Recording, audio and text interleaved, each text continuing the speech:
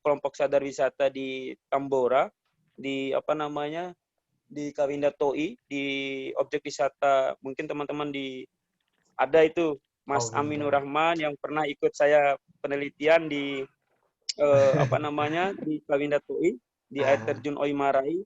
Dan di sana itu kami sudah bekerjasama dengan teman-teman Pop Darwis, sudah berantusias untuk mengembangkan sport tourism, dan di situ juga sudah dikembangkan flying fox dan river tubing. Itu memanfaatkan kelebihan alamnya di sana, karena alamnya di apa namanya, di air terjun Oimarai itu kan sungai, apalagi namanya Oimarai. Oimarai itu dan air sungainya itu tidak pernah surut, dan Ngalir terus. betul, air mengalir, jadinya tidak pernah surut, dan apa namanya, untuk volume airnya juga tidak pernah berkurang seperti itu.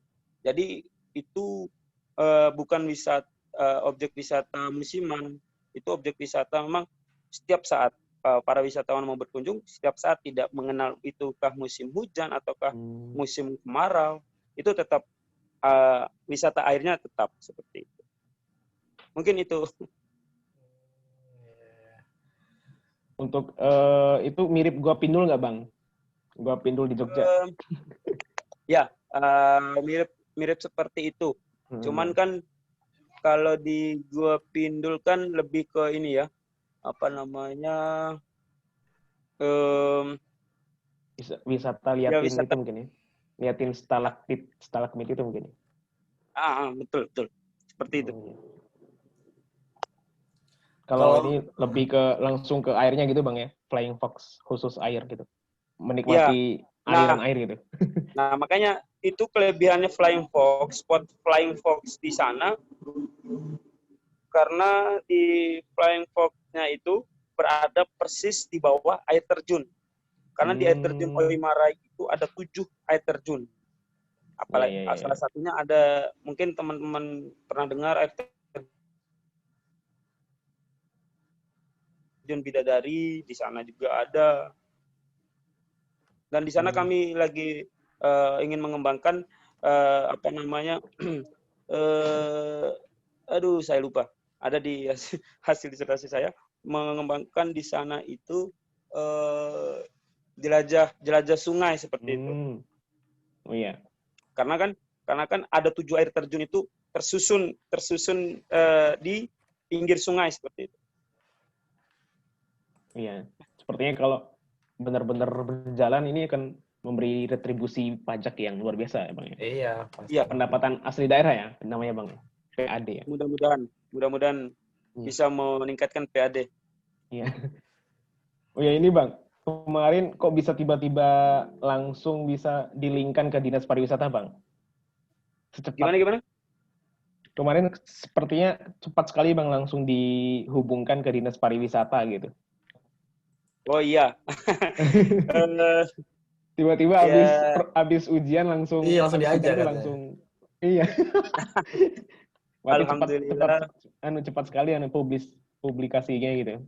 Iya. Umum seperti itu. Iya. Alhamdulillah, mungkin bisa diceritakan gitu, Bang. Iya.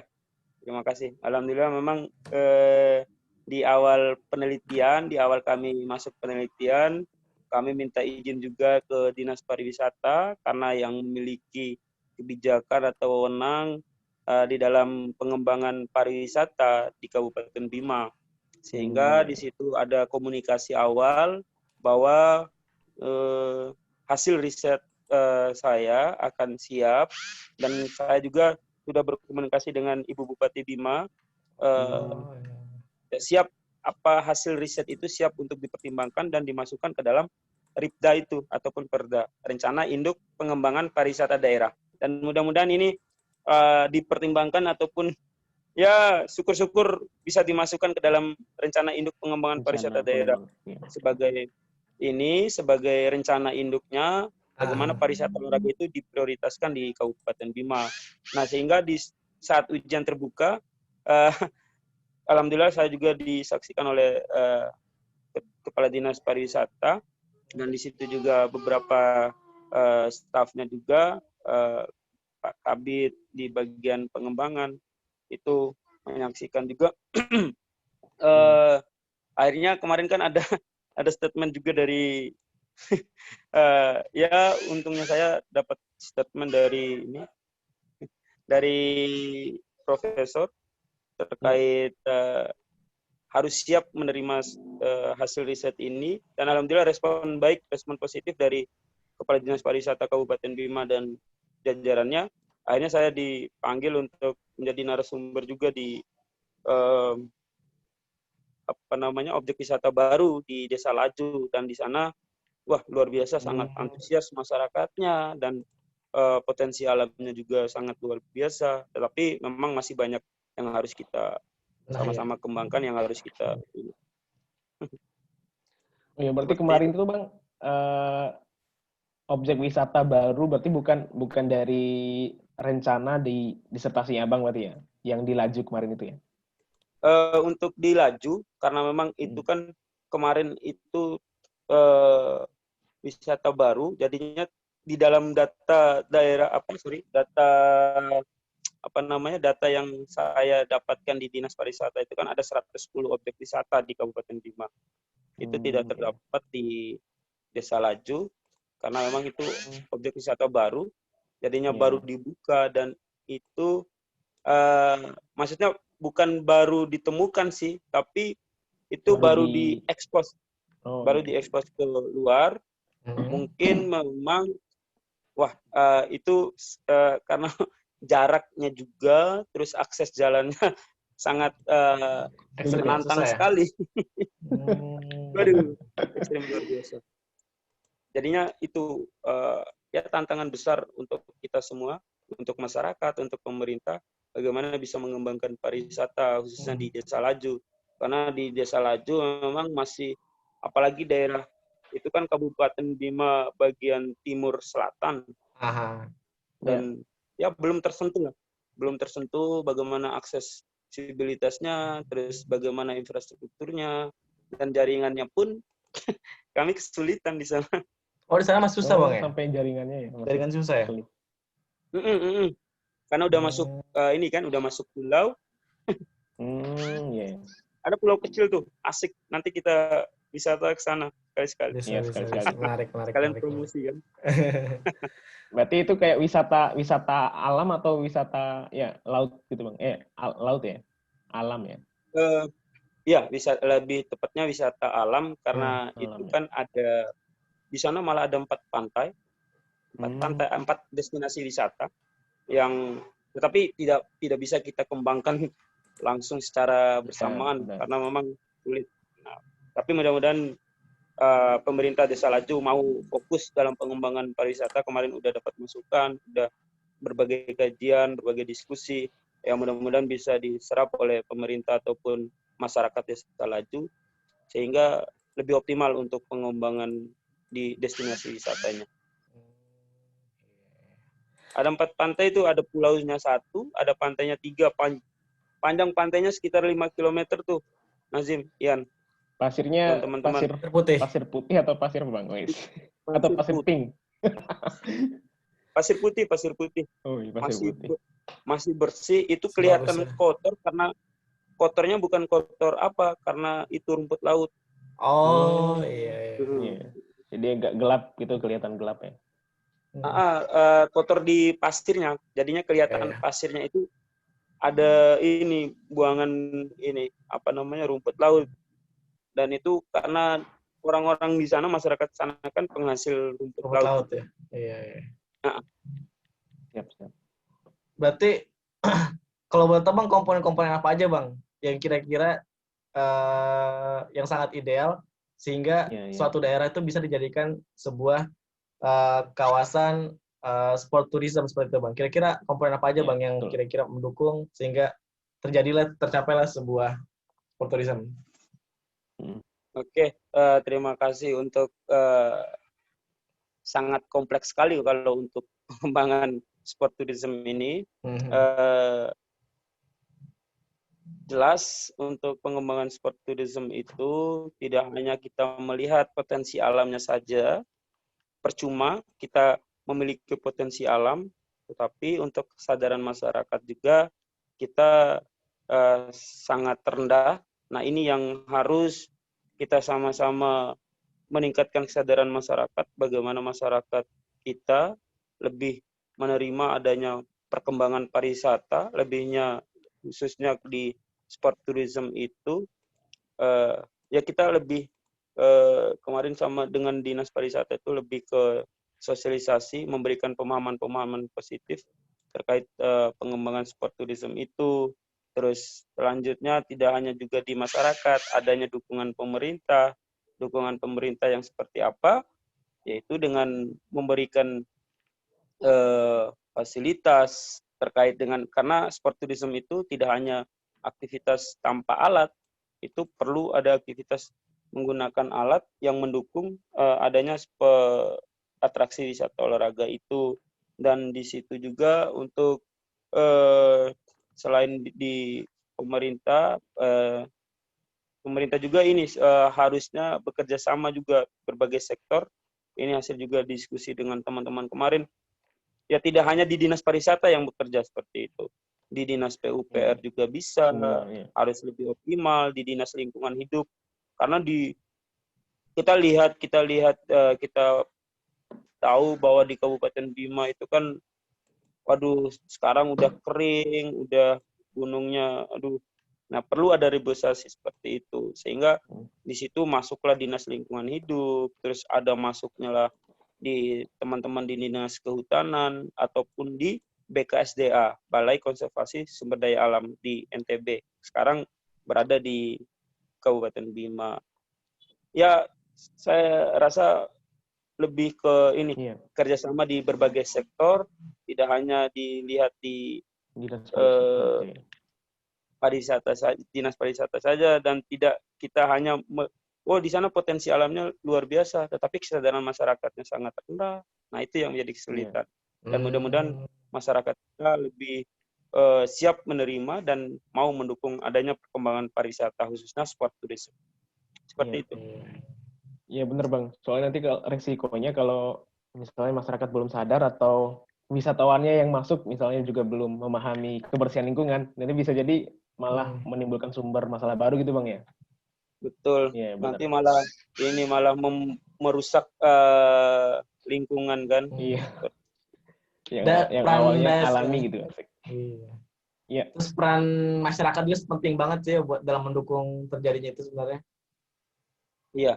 Nah, karena kalau dilihat di Bima beberapa tempat kadang terutama di kawasan-kawasan wisata, kita sering ngelihat misalnya kita mau ke daerah A, malah ada yang nyetopin lah atau apa buat dimintain duit atau apa.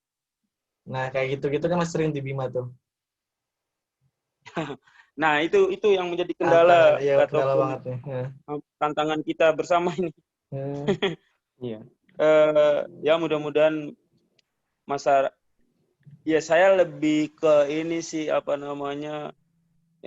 memang kesadarannya masih rendah, tetapi perlu pendekatan khusus untuk masyarakat ataupun objek-objek wisata setempat. Masyarakat yang memiliki rumah ataupun tempat tinggal di sekitar objek wisata, sehingga bahwa adanya pariwisata atau khususnya sport tourism itu bukan menjadi hambatan mereka ataupun tidak memiliki lahan pekerjaan, tetapi itu menjadi ladang lahan pekerjaan bekerja ataupun meningkatkan pertumbuhan ekonominya masyarakat setempat. Sehingga dengan adanya atraksi ataupun kegiatan wisata di objek wisata itu kan masyarakat setempat bisa memanfaatkan sebagai misalnya yang menjual, misalnya ketika ingin dikembangkan sport tourism itu perlu adanya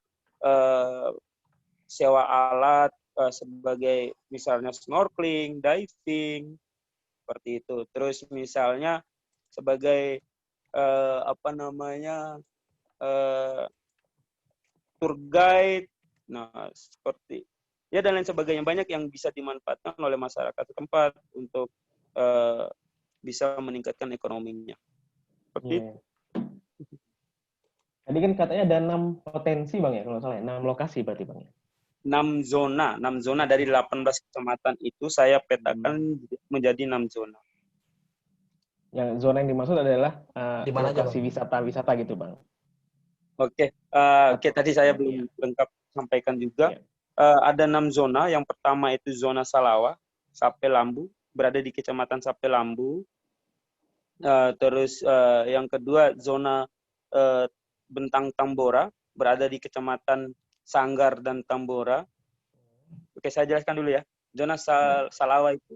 Untuk zona Salawa, di zona Salawa itu ada Kecamatan Sape Lambu itu memiliki destinasi wisata seperti kita sudah kenal Pulau Kelapa, terus sudah kita kenal ada Pantai Pink, ada Pantai Lariti, terus ada pacuan kuda pantai di Pantai Papa.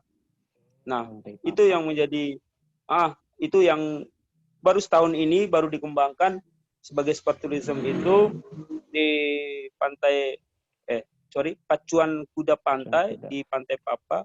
Itu sangat antusias sekali masyarakat di Lambu. Tapi memang ini yang harus juga diperhatikan masalah keamanan. Nah, itu yang perlu diperhatikan. Itu yang pertama. Terus yang kedua di zona zona Salawa. Di zona Bentang Tambora itu, di zona Bentang Tambora itu di Kecamatan Sanggar dan Tambora, dan di Kecamatan Sanggar itu ada destinasi pacuan kuda pantai juga. Itu sebagai wisata budayanya juga masyarakat di Kecamatan Sanggar. Itu sudah lama dari zaman kerajaan Sanggar itu yang sudah dikembangkan. Terus ada juga di Taman Nasional Tambora. Di Taman Nasional Tambora itu ada di kawasan Taman Nasional Tambora itu ada di wisata Oimarai, ada di wisata Gunung Tambora. Nah, wisata Gunung Tambora itu kan ada trekking Gunung Tambora, terus ada juga mau dikembangkan flying fox di sekitaran seperti itu. Terus yang ketiga ada di zona Sangyang Api. Di zona Sangyang Api itu berada di Kecamatan Wera. Itu di Kecamatan Wera itu ada Gunung Sangyang yang memang menjadi destinasi wisata di sana.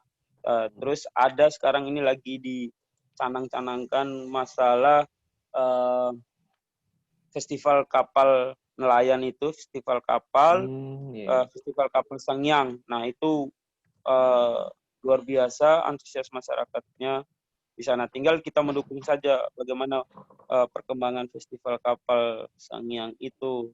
Terus yang kedua, tiga, yang keempat itu ada di zona Teluk Waworada. Di zona Teluk Waworada itu berada di Kabupaten Bima bagian selatan, Kecamatan Parado, Monta, Langgudu, seperti itu. Nah, itu yang pantai-pantai selatan itu ya? Betul, ya. Pantai selatan ada Pantai Wane, Pantai Woro, Pantai Rontu, ada di Pantai Laju, banyak sekali di sana. Itu malah ini lagi kita mau kembangkan sepak bola pantai nih, karena sepak bola pantai kan di Indonesia kan punya timnas sepak bola pantai. Dan mudah-mudahan bisa realisasi, dan satu-satunya tempat ataupun training camp-nya TC-nya di Indonesia ada di Bali, karena memang destinasi wisata di sana bagus. Dan memang sepak bola pantai ini kan ditargetkan di tempat-tempat wisata di di daerah-daerah yang berpotensi wisatanya, seperti ke wisata pantai. Kalau dunia kan kita kenal di Brasil kalau sepak bola pantai itu. Itu di Kabupaten Bima bagian selatan di zona Teluk Waworada. Itu yang keempat. Teluk Waworada. Terus zona yang kelima berada di Madong Park. Itu berada di Madong Park. Madong Park. Oh, baru dengar ya. Ya, itu berada di Kecamatan Madapangga yang berpotensi di Taman Wisata Alam Madapangga, TWA Madapangga. Dan di sana yang sudah ada itu kolam renang yang memang masih seperti itu pengelolaannya. Tapi mudah-mudahan ke depan bisa sama-sama dikembangkan, karena di TWA Madapangga itu sekarang yang memegang itu BKSDA Provinsi NTB. Jadinya bukan wewenangnya Dinas Pariwisata. Oh, pariwisata ya. Bukan. Bukan. Itu ke BKSDA, Balai Konservasi Sumber Daya Alam. Karena itu kan kawasan hutan lindung seperti itu. Oh iya. Nah, dalam pengelolaan BKSDA. Ada juga Bang ya, ada populasi monyet juga ya? Betul, iya. Nah, terus iya benar. Karena di sana juga kan ada bukit itu yang bisa disaksikan, bisa dinikmati. Malah orang belum tahu itu bisa dinikmati sunrise, bisa sunset. Iya, tapi belum banyak yang tahu, karena kan kita di Bima kan tunggu diekspos, tunggu di ini kan baru kita ini kan tunggu viral lah. Terus zona yang terakhir itu Madongpak. Itu zona kelima. Zona terakhir berarti Bang. Zona terakhir itu ada di ini kawasan kota di Lewamuri. Itu zona itu berada di kawasan Woha, Palibelo. Dan itu lebih berpotensi di Kecamatan Palibelo, karena ini kan zona kota nih. Karena destinasi wisata itu sulit kita mau kembangkan di kota. Kenapa? Karena kan kota ya memang penataan kotanya ya harus seperti ya nuansa kota seperti itu. Kalau untuk wisata kan lebih ke yang sekarang itu harusnya kita bawa objek-objek wisata itu untuk dikembangkan itu harusnya ke desa-desa terpencil. Karena harapannya tadi ini sebagai masukan juga, mudah-mudahan nanti bisa dengan Dinas Pariwisata Kabupaten Bima atau pemerintah Kabupaten Bima, ini kan harapannya bagaimana pengembangan wisata itu kan lebih ke tadi kembali lagi ke peningkatan ekonomi masyarakat seperti itu. Nah, jadi kalau kita mau bawa ke kota kan nanti tidak seimbang, tidak ada pemerataan seperti itu. Nah, kalau di Palibelo kan ada di Pacuan Kuda Panda, terus ada di sekarang lagi ada di Taman Panda itu, mau di kadang-kadang juga Car Free Day, tapi ya ini kita lagi sama-sama membuat rancangan untuk bagaimana memang Car Free Day itu rutin, tidak hanya di saat hari-hari di saat hari-hari besarnya saja seperti itu. Mungkin di saat dikhususkan minggu gitu Bang ya mungkin ya. Tidak dikhususkan. Ya mudah-mudahan bisa semua zona ini bisa dikembangkan. Terus kalau zona paling paling teratas yang kira-kira yang paling memungkinkan untuk itu terrealisasi ya. Itu di mana Bang? Dan dilihat dari segi peluang dan potensi terbesar lah. Potensi besarnya gitu lah. Daerah mana Bang? Nah, zona yang skala prioritas yang perlu dikembangkan, saya paparkan lagi hasil riset disertasi saya. Ya, di zona skala prioritas itu di zona Salawa. Kenapa harus di zona Salawa? Ini saya juga numpang ini tadi juga baru diekspos masalah hasil riset juga di Voice Muslim itu di media online bahwa kenapa harus di zona Salawa? Kenapa harus di zona Salawa? Karena di zona Sapelambu itu kan memiliki pelabuhan untuk di Kabupaten Bima.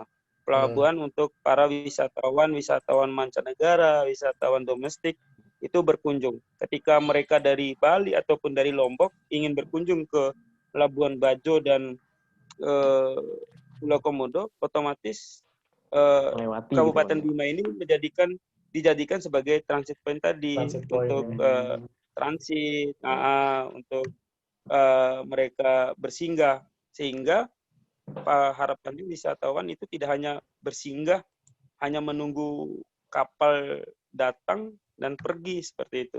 Tetapi kegiatan-kegiatan ataupun atraksi wisata olahraga. Nah, karena di di dekat pelabuhan itu ada di Bajo Pulo, itu ada atraksi yang harapannya itu ada atraksi wisata olahraga, dan di sebelahnya juga ada Pantai Lariti dan ada di Pantai Papa. Nah, apalagi kalau misalnya para wisatawan itu mau menginap di Bima, otomatis bisa berkunjung ke Pantai Pink ataupun Pulau Kelapa dan misalnya yang ingin snorkeling ada di Pantai Pink, Pulau Kelapa, seperti itu. Oke, Pak. Itu yang besar, prioritas. Potensi terbesar berarti di zona yang pertama, Bang, ya, zona Salawa ya. Wah, itu berarti Wera Karena itu, Bang, kan ya? dari jarak ya? Termasuk Wera juga enggak, Bang? Termasuk Wera juga, Bang? Zona Sangyang Api kalau Wera. Iya, iya, Ding. Nah, kalau kan Sape kan lebih dekat juga dari ini, misalnya standar lah dekatnya dari bandara ke Sape seperti itu. Iya. Nggak terlalu jauh. Kadang ini, Bang, ya, yang pernah saya dengar itu wisatawan mancanegara biasanya setelah turun dari bandara udara Sultan Muhammad Salahuddin biasa langsung menuju ke Pantai Lake gitu, Bang, ya, biasanya. Iya, Lake. Di Dompu ya. Nah, itu. Ya. Nah, itu gimana, Bang? Apakah ada strategi atau gimana untuk menarik mereka juga gitu ke zona-zona ini? Apakah sudah ada pembicaraan sejauh itu gitu? Ya. Ini ke strategi pemasaran sih.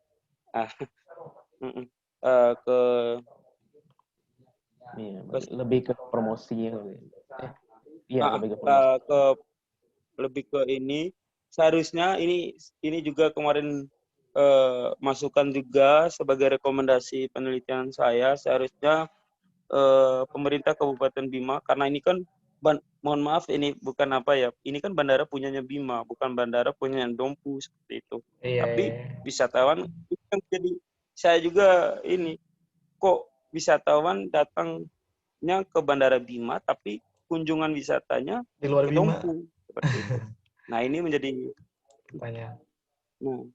ini menjadi tugas berat kita sebagai pemerhati wisata ataupun tugas berat juga pemerintah, bagaimana pemasaran atau promosinya itu lebih dioptimalkan seperti itu. Misalnya kalau lebih strategisnya itu untuk seharusnya di bandara Bima kita itu harusnya ada titik-titik tertentu untuk mempromosikan wisata objek-objek wisata yang ada di Kabupaten Bima. Ini kan yang mungkin teman-teman lihat kan kalau di Bandara Udara Bima kan tidak ada ini yang mau dijual di sana. Maksudnya seharusnya kan kita jual gitu, Bang, ya? Nah, betul, agen travel terus ya harusnya ditempatkan di sana seperti itu. Ya mungkin dari Dinas Pariwisata juga untuk di bidang promosinya, bidang pemasarannya lebih ke fokusnya ke pemasarannya di bandar udara. Mungkin itu yang lebih efektif dan sangat strategis seperti itu. Jadi ntar para wisatawannya langsung jalin langsung ke ke destinasi di Bima lah, seperti tadi yang Bang Iwan bilang tadi. Kurang ya. Iya, betul. Ya, Bang. Oke, ini sepertinya sudah 1 jam, Ian, ya. Sekarang kita akan masuk ke sesi Q&A. Sedikit informasi juga nih, kalau kita nih hari ini disponsori sama Bonjour Sport. Jadi dia mau dia nyediain jersey buat penanya terbaik, mungkin versi narasumber lah begitu, ataupun ya sesi di sinilah. Iya. Mungkin ada tanggapan dulu kan dari ownernya nih. Bonjour Sport. Gimana kalau misalnya pesertanya dari pesertanya dari Bogor misalnya seperti Amin, misalnya kalau misalnya Amin menang gimana tuh? Dititipin ya. Berani ngirim. Titipin. Harus kirim. Gimana Poncu Sport Bang Alan? Aduh. Ya, assalamualaikum. Kira aja. Kasih tanggapan dong. Baju sport dong. Sekalian kenalin dong, itu baju sport itu apa sih? Gitu dong. Ya, promosi. Apalagi siapa Gimana tahu ya? kan. Ya lanjut aja deh dulu, Jim. Iya. Enggak kalau promosiin secara langsung gini Malu. kurang pede lah. Ya nanti versi kalian aja lah yang bertanya mungkin yang bertanya pertama mungkin bisa lah. Ya kalau Ami juga nanyanya bagus, silakan langsung ke rumah Ami ya. Kan dekat Rabakulo sama Tengah. Bisa lagi di Bogor nih. Masih di Bogor, Amin Mas Bro. Ya kirim ke Bogor lah kalau Oke, dari teman-teman mungkin ada yang mau mahalan kirimnya daripada baju. Ya, lanjut. Ya, silakan. Ada yang mau peserta yang bertanya ataupun ngasih tanggapan, silakan langsung saja. Ya, atau apapun itu. Nah, ada ya dari. Ya, ini sepertinya ada juga Fani ya, kalau nggak salah ya. Fani ya. Fani juga sepertinya jurusan olahraga juga kan ya, kalau tidak salah. Ya, khususnya apa ya kalau boleh tahu ya? Pendidikan Gimana, Bang? olahraga. Fani, jurusannya apa? pendidikan olahraga atau apa? Atau Pendidikan pencak-pencak? olahraga. Oh, Pendidikan olahraga. Ya, sama berarti seperti Bang Iwan. Iya. Fani ngajar di mana sekarang, Fani? Tapi sekarang sudah kalau iya, udah ngajar ya kalau. Udah ngajar ya, Fani? Di SMP 2 di Kalampa. Oh. Itu ASN tuh. Alumni ini Poncu Sport ini alumnus ya, alumnus dari SMP 2 ya, bukan SMA 2. Salah. SMA Negeri 2 wajib bukan SMP. Ya, SMP kan 1 ya. Salah. Oke. Mungkin ada yang nanya mungkin dari Fani atau siapa mungkin yang mungkin satu bidang. Iya. Mungkin. Fani juga yang satu bidang. Mau nanya sih ke Bang Iwan. Nah, iya silakan. Mengenai kan tadi udah dibahas kesulitan untuk merealisasikan sport tourism ini. Nah, saya ingin tanyakan lebih ke proses disertasinya. Itu kesulitan atau hambatan apa sih yang dialami pas awal-awal menyusun disertasi ini? Ya, silakan Bang. Ini sedang promosi versi Bitok nih. Ini kayaknya Van ini mau konsultasi masalah tesisnya juga nih. Tipis-tipis Bang. Tipis-tipis ya. Oke, kalau untuk untuk hambatan, kalau untuk hambatan di saat proses disertasi, ya lebih ke ini sih, lebih ke referensi, karena ya mungkin sport tourism ini kan, saya mengambil sport tourism karena sport tourism ini kan sebuah, ya di Indonesia juga mungkin baru seperti itu. Jadi ya itu yang menjadi hambatan kalau untuk dalam prosesnya. Terus di jurnal-jurnal internasional yang terindeks, yang bereputasi, lebih sulit seperti itu untuk sport tourism. Tapi alhamdulillah ya makin ke sini untuk jurnal-jurnal terkait sport tourism itu yang sangat luar biasa kemajuannya untuk jurnal sport tourism.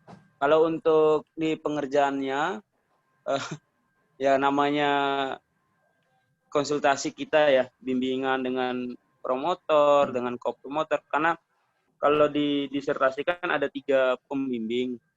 Ada tim pembimbingnya, ada promotor, ada co-promotor, dan anggota promotor. Jadi mungkin dari ketiga pembimbing kita ini kan belum tentu sama satu persepsi. Paham ya Bang ya.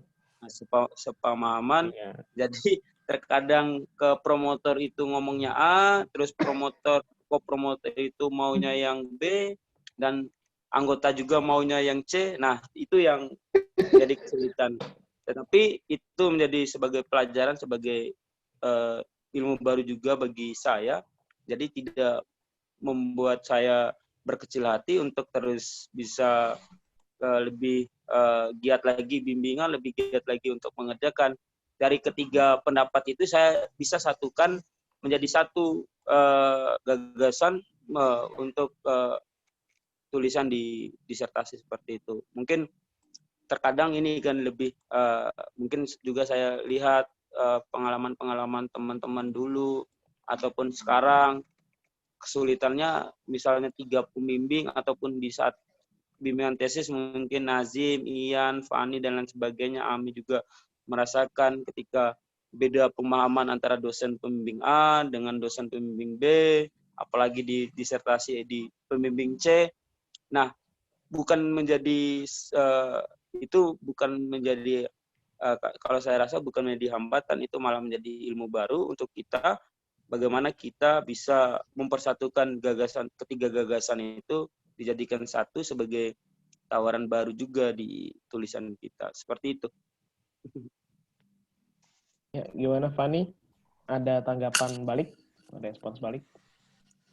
Nanti responnya lewat chat pribadi aja. Fani lanjut kuliah di mana, Fani? Permasalahan tesis. Fani lanjut di mana, Fani? Di UNES. Oh, di UNES. Di UNES sama kayak Bang Iwan. Sekarang masih ini? Masih semester 3 sekarang. Tapi masih kuliah online ya? Berarti ya? Iya. Iya, siap online. Penelitian online juga. Fani lagi cari masalah. Itu penelitian online sih. Lagi cari masalah nih, Bang. Cari masalah untuk masalah gitu ya. Dan lain ada pertanyaan lainnya dari yang lain-lainnya lagi. Oke. Pertanyaan berikutnya. Mungkin saya. Iya, silakan. Monggo. Amin. Ya, Assalamualaikum warahmatullahi wabarakatuh. Waalaikumsalam warahmatullahi wabarakatuh. Mungkin saya ingin bertanya ke Pak dosen. Kalau setelah nanti di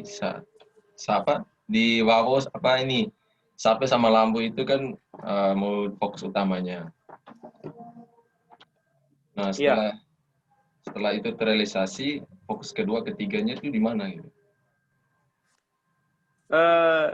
Itu ya. Yeah. Tadi kan sudah saya jelaskan. Tadi sebenarnya yang saya urutkan mulai dari skala prioritas sampai skala yang sampai ke zona berarti terakhir. Yang kedua zona Bentang Tambora berarti Bang ya? Bentang Tambora. Zona Bentang Tambora. Nah, Ami juga kan merasakan bagaimana keadaan alam di Bentang Tambora. Ami ikut penelitian saya tuh, sambilan wisata. Ikut merasakan atmosfer alam di zona Bentang Tambora. Kami nginap di sana, terus bagaimana potensi alamnya di sana. Memang kenapa dijadikan prioritas yang kedua? Kenapa tidak prioritas yang pertama? Kita tidak memanfaatkan adanya kawasan Taman Nasional Tambora. Bahwa kalau di kawasan Taman Nasional Tambora itu kan dari akses dari kota itu sangat jauh. Nah, seperti itu. Jadi yang harus tadi memang untuk pengembangan sport tourism itu untuk skala prioritasnya harus kita kembangkan berdasarkan yang paling pertama itu kan aksesibilitasnya. Seperti tadi apakah tentu kan para wisatawan berkunjung kan kalau kejauhan kan ya akan mengurangi daya tariknya seperti itu. Kalau misalnya keindahan alamnya sama, tetapi aksesnya lebih mudah, kan orang lebih memilih yang lebih mudah seperti itu pilihannya. Jadinya untuk skala prioritas yang kedua itu Bentang Tambora. Tetapi ya ini sebagai rekomendasi juga untuk pemerintah Kabupaten Bima, yang mudah-mudahan saja tidak hanya mimpi saja, tetapi mudah-mudahan ini bisa terrealisasi, dan juga tidak mudah. Saya yakin itu, mungkin teman-teman tahu di Bali, di Pantai Kuta itu butuh waktu 60 tahun sampai 80 tahun itu baru di Pantai Kuta ataupun di destinasi wisata Bali itu baru maju seperti itu, baru dikenal di berbagai mancanegara. Nah, Puluhan tahun jadi iya puluhan tahun. Kalau di Bali mungkin ada itu sejarah di Pantai Kuta itu dari tahun sebelum Indonesia merdeka kalau nggak salah, saya lupa. Itu ada referensinya bahwa ya sekitar 60 sampai 80 tahun itu Pantai Kuta itu baru benar-benar dikenal di dunia. Nah, itu jadi kita juga hari ini kita berpikir ataupun kita punya mimpi ingin mengembangkan pariwisata di Bima, misalnya 10 tahun lagi belum terwujud, ya, tapi jangan sampai putus asa seperti itu. Ya, mudah-mudahan terus kita sama-sama memberikan pandangan positif ke masyarakat bagaimana perkembangan pariwisata khususnya sport tourism itu bisa meningkatkan pertumbuhan ekonomi, bisa meningkatkan kesejahteraan sosial masyarakat kita seperti itu. Siap. Mungkin pertanyaan lagi satu. Siap. Tapi ini di luar tema kayaknya ini. Aduh. Gimana? Kalau dulu biasanya bahaya kalau Ini bermain. lebih ngeri kayaknya daripada dalam tema nih biasanya. Bahaya biasanya. Nah, kan saya ini suka futsal. Waduh, ya. Tapi jurusan saya peternakan. Ya. Nah, bisa nggak kita ikut kursus wasit gitu? Yang belasan wasit. Yang futsal ini sapi gitu ya? Iya. Bisa nih. Bisa.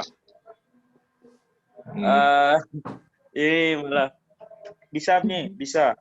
Silakan kalau memang ada kalau ada peluang untuk kursus wasit, silakan. Nanti saya juga akan share kami kalau memang serius ingin memperdalami ilmu wasit futsal, karena memang di Bima. Nah, ini kita harus cari peluang. Karena di Bima juga kan masih sangat minim SDM-nya untuk yang berlisensi Bang ya. Perwasitan. Yang lisensi. Nanti bisa saya share kalau memang kami serius ingin memperdalami, apalagi masih di Jawa ataupun di Bogor. Ya paling tidak kan kalau udah nyampe Bima kan kalau tidak ada pelatihan di Jawa kan jauh. Transportasinya yang berat kita kan seperti itu. Kalau masih di Jawa ataupun masih di Bogor kan ya masih dekat, terjangkau lah. Siap. Berarti background pendidikan tuh nggak mesti olahraga Bang ya buat ngambil license Bang ya? Iya. Enggak. Ya. Ini berminat sepertinya ya. Aku juga berminat sepertinya. Nah. Kayaknya Ian juga mau ikut nih. Yes. Boleh. Alan juga sepertinya mau ikut itu. Tapi lagi di Bima dia, waduh, transportasinya jauh nanti, susah. Apalagi dia mau nikah nanti. Oke. Gimana nih ownernya nih? Kalau masih ada pertanyaan lagi kan ya? Iya. Ada peserta baru. Nah, join. Mana suara Irfan itu? Wongkit Tegalo. Barusan udah live kayaknya Bang. Ya, udah live ya? Baru aja kayaknya. Oh, udah. Tapi ada yang join baru nih Bang, Arya. Siapa Arya? kurang tahu juga. Ya mungkin Arya ada yang ingin ditanyakan meskipun belum mendengarkan, tidak mendengarkan materi.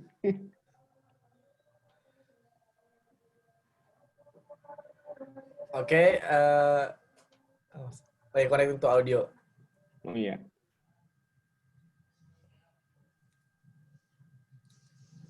Bang Iwan berarti ngajar di itu aja Bang, STKP aja Bang ya, atau gimana Bang? Apa ada tawaran nih? Enggak, lagi nanya-nanya, siapa tahu ada juga kan di sana kan, saya juga mau nanya-nanya. Kayaknya kita ini nasibnya sama nih. Iya. Iya, masih di Bima, Yan. Masih di Bima. Ya mudah-mudahan nanti, nggak tahu nanti ke depannya gimana. Ya mudah-mudahan aja bisa berkembang lah. Iya. Amin. Siap. Oke, masih adakah yang ingin bertanya atau ngasih tanggapan atau sharing mungkin dari teman-teman yang lain?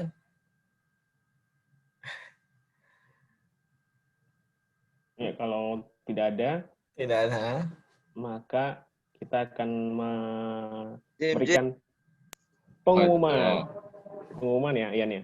Iya, dari ownernya langsung, dari owner ya. Ya, dari owner langsung atau ya, gimana? Halo, Jim. Ya, Iya. gimana Om? Enggak, mau nanya aja sih ke Bang Iwan. Rapuan, iya. Ya, siap. Salam di luar kenal, tema juga nih Bang. Bang. Iya. Iya. Iya Bang. Nah itu udah terkait untuk perwasitan futsal itu ya kemarin juga wasit. waktu kuliah di Bali kan sempat ditawarin, tapi ya gitulah agak-agak mahal, dia sekitar 4-5 juta. Nah terus itu ya kan namanya mahasiswa uang segitu ya luar biasa banyak lah. Ya jadinya nggak sempat waktu di Bali. Terus di Bima juga kemarin sempat juga mau ikut, dikasih tahu sama teman untuk pendaftaran dan segala macamnya tidak terlalu banyak lah uangnya, sekitar 2-3 juta. Nah terus mau ikut tapi nggak tahu kemarin nggak ada kelanjutan dari apa tuh ya, coach apa sih namanya kemarin. Jadi pengen sekali ya ikut ngambil license tentang perwasitan gitulah Bang. Jadi mungkin nanti ya informasi berarti ya. Ya informasi dari Bang Rapuan aja deh nanti. Ya, Amin ya. Oke, nanti bisa di chat aja nanti biar ya apa namanya nanti kan biasanya nanti kan biasanya kalau ada info dari teman-teman wasit juga di Jawa itu kan pasti ada di share juga di grup wasit. Nah nanti bisa saya juga, kadang saya juga lebih sering ini sih apa namanya kalau ada kursus wasit lebih ke wasit futsal, apalagi saya kan di futsal lebih memperdalami di futsal. Kalau di sepak bola belum, karena kalau saya rasa itu lebih besar ininya. Gitu. Bukan tenaganya sih. Oh bukan. itu Bang.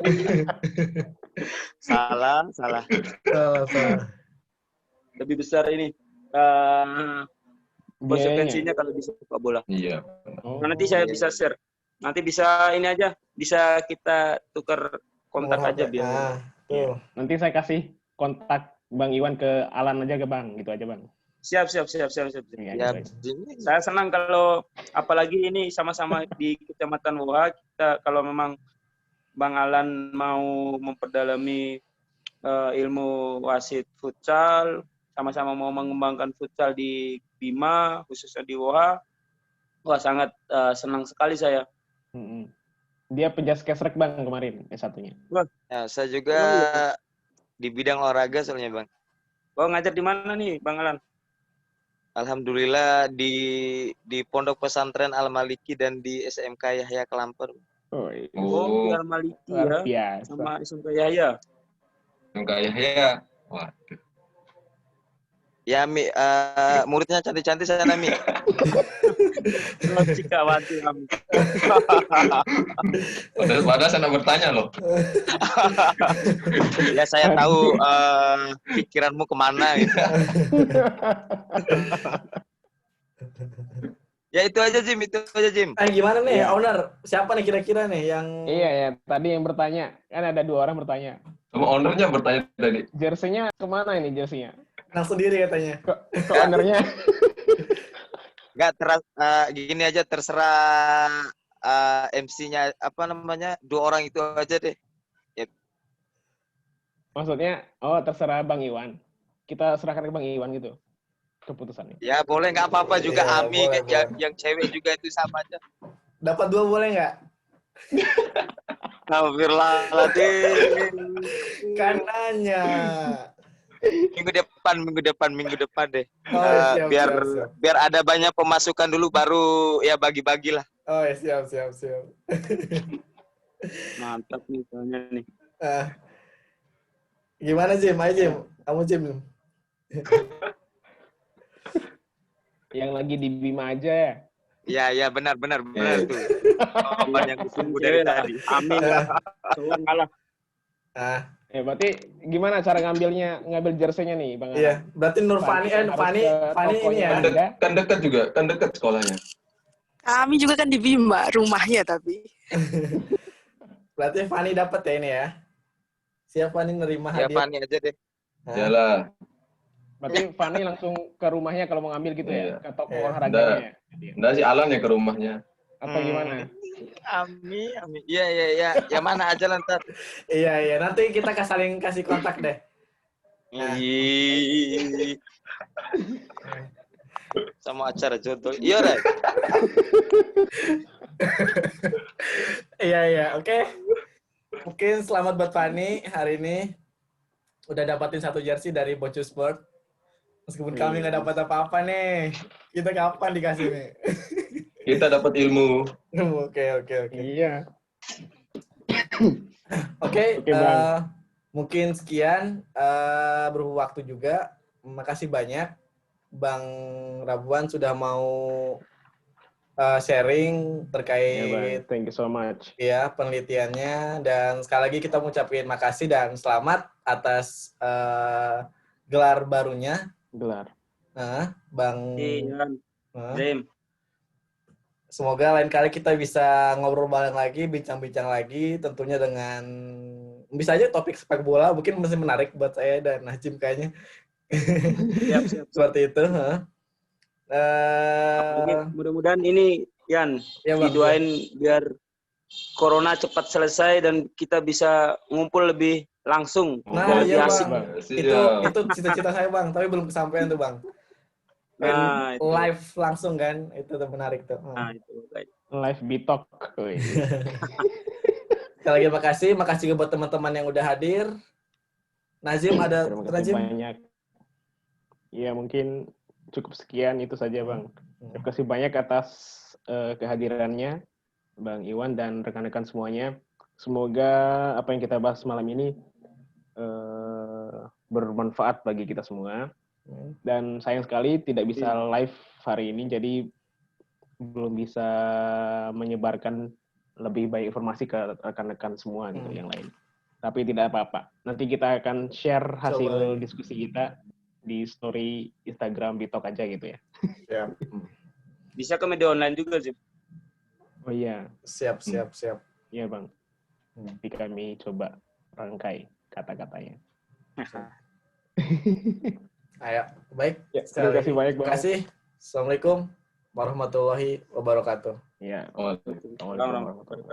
Izin pamit semua. Waalaikumsalam warahmatullahi wabarakatuh. Assalamualaikum.